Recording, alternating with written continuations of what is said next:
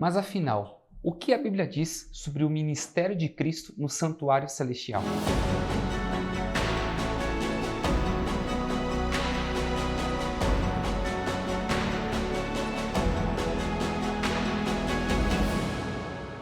Você já se perguntou alguma vez o que Jesus está fazendo neste exato momento? Como cristãos, sabemos que Jesus veio a essa terra, viveu uma vida sem pecado, morreu numa cruz, ressuscitou e ascendeu de volta aos céus. Neste exato momento, Jesus está no santuário celestial, trabalhando para reconciliar a humanidade com Deus e trabalhando para determinar quem deseja fazer parte do reino de Deus. E quando esta obra estiver concluída, ele voltará. Mas antes de partir, ele assegurou aos seus discípulos que voltaria, dizendo-lhes, em São João capítulo 14, versos 2 e 3, Vou preparar-vos lugar, e quando eu for e vos preparar lugar, voltarei e vos receberei para mim mesmo, para que onde eu estou, estejais vós também. Antes de sua segunda vinda, Jesus está investigando toda a terra. Todos os que já viveram, cada escolha que cada pessoa fez. Pois Deus quer que fique claro para nós e para o universo observador que ninguém experimentará um destino que não escolheu. Você poderia se perguntar, existe realmente um santuário lá no céu? A resposta é sim, e a Bíblia diz em Hebreus capítulo 8 que Jesus é ministro do santuário.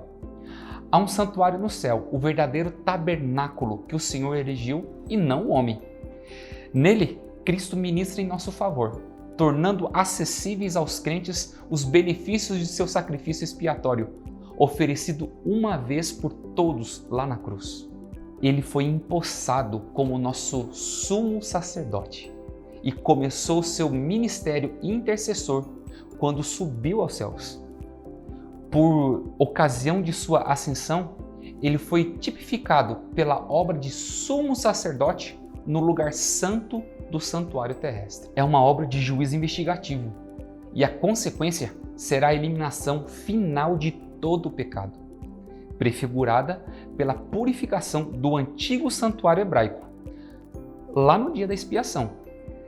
Nesse serviço, o santuário era purificado com o sangue de sacrifícios de animais, mas as coisas celestiais são purificadas com o perfeito sacrifício do sangue de Jesus. Havia também um santuário terrestre, que era a figura e sombra das coisas celestes.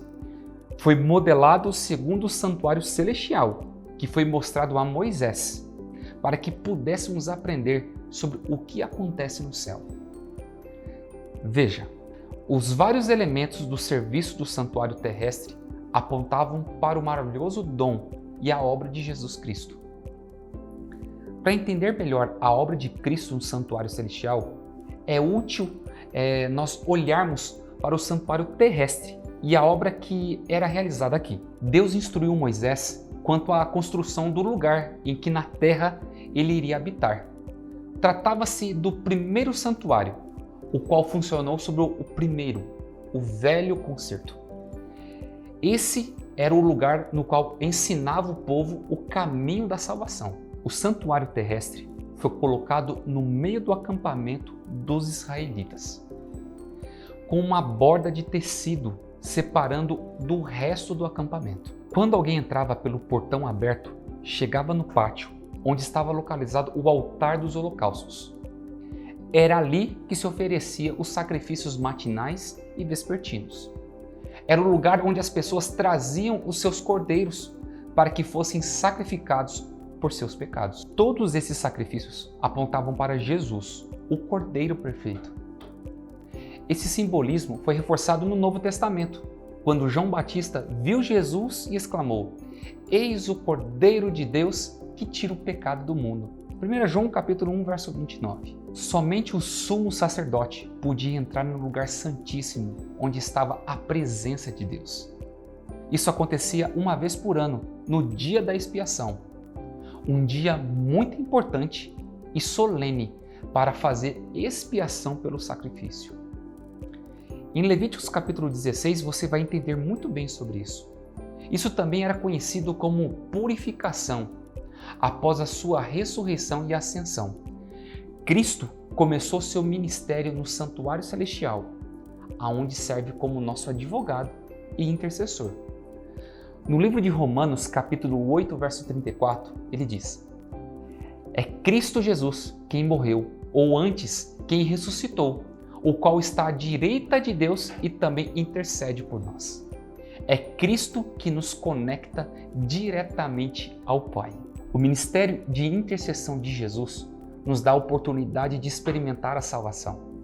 Quando pedimos perdão, Ele aplica seu sangue para cobrir nossos pecados. Ele também serve como nosso sumo sacerdote no santuário celestial. Jesus é fiel e justo para nos perdoar os pecados e nos purificar de toda injustiça. 1 João capítulo 1, verso 9. E enquanto Ele se deleita em perdoar nossos pecados, Ele também tem a responsabilidade de se livrar deles. A vida de cada pessoa é passada diante de Deus. À medida que os livros de registro são revisados, o caso de cada pessoa é decidido. Assim como Josué, chegamos ao julgamento com roupas sujas. O profeta Isaías escreve que todas as nossas justiças são como um trapo de imundícia. Você vai ver isso lá em Isaías capítulo 64, verso 6. Mas se confessarmos os nossos pecados, Jesus é fiel e justo para nos perdoar os pecados e nos purificar de toda injustiça. Queridos amigos, nossa parte é confessar nossos pecados, aceitar seu dom de perdão e entregar nossa vida em sua liderança. Ele se alegra em nos salvar. Não precisamos temer o julgamento com Jesus ao nosso lado.